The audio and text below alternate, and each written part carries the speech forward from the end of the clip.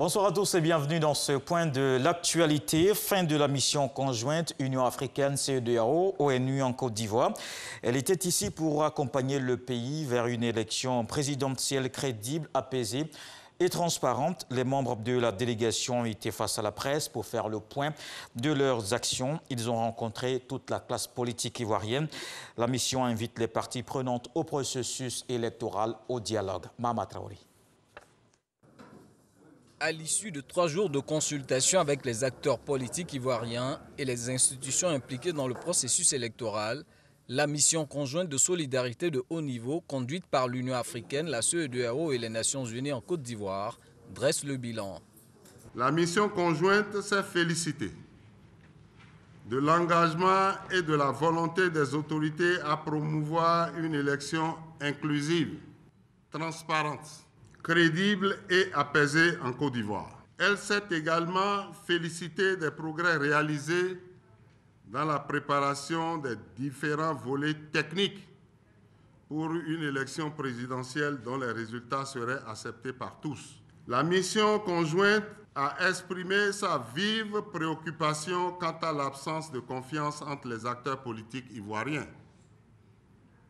Elle a condamné fermement les actes de violence et les discours de haine au relent communautaire qui se sont malheureusement invités dans le champ de la compétition politique et qui sont susceptibles d'impacter négativement les progrès réalisés jusqu'à ce jour dans le pays. Sur la base de ce constat, la mission conjointe CEDEAO, Union africaine, Nations unies fait des recommandations. La mission conjointe a encouragé la commission électorale indépendante à poursuivre les rencontres envisagées avec les différents candidats pour trouver des solutions aux questions en suspens. La mission conjointe a invité l'ensemble des parties prenantes à favoriser le dialogue et à s'engager pour l'organisation et la tenue d'une élection crédible, transparente, inclusive, respectueuse des droits de l'homme et qui tient compte aussi des mesures barrières pour contenir la propagation de la pandémie à la COVID-19. La mission les a encouragés à sécuriser le processus électoral, tout comme la protection de l'intégrité physique des candidats et de leurs militants avant, pendant et après l'élection du 31 octobre 2020.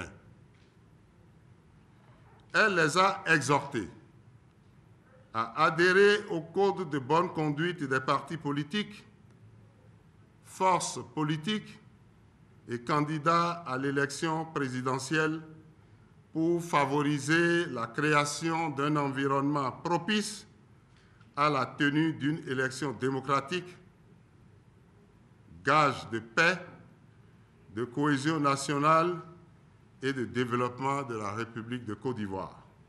La CEDEAO, l'Union africaine et les Nations unies réitèrent leur engagement à accompagner la Côte d'Ivoire dans la consolidation de la démocratie.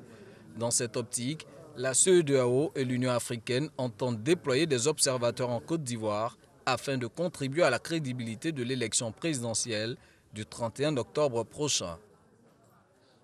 Le gouvernement veut améliorer les conditions de transport des habitants d'Adiaké. Bientôt 5 km de route bitumée dans cette ville de la région du Sud Comoé. Le ministère de l'Équipement et de l'Entretien routier a procédé au lancement des travaux hier. Un investissement de l'État à hauteur de 3,8 milliards de francs CFA.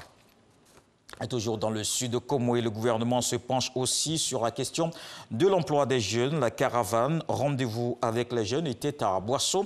Un cadre d'échange sans protocole avec le ministre de la Promotion de la Jeunesse autour des questions d'insertion professionnelle. Touré Mamadou veut aussi écouter toutes les préoccupations. Il a informé les populations sur les initiatives du gouvernement en faveur des jeunes de cette région. 570 millions de francs CFA investis dans le sud Comoé pour aider et accompagner les jeunes à réaliser leurs activités génératrices de revenus. Dans le reste de l'actualité, au Mali, après l'annonce lundi du gouvernement de transition, le M5 s'est réuni mardi, alors que des postes clés ont été attribués aux militaires. Le mouvement de contestation contre Ibrahim Boubacar Keïta ne se sent pas représenté. Pourtant, certains nouveaux ministres appartiennent à des organisations comme Mohamed Salia Touré, proche de l'imam Diko. Le M5 veut définir une position commune officielle. Certains membres de la coalition sont plus amers, mais le choix n'a pas été fait sur une opposition à ce gouvernement. Nous nous sentons toujours comptables de la bonne tenue de la transition, indique un responsable du mouvement. Et puis à suivre tout de suite les infos régionales. Le journal, c'est à 20 h. Je vous retrouve avec beaucoup de plaisir.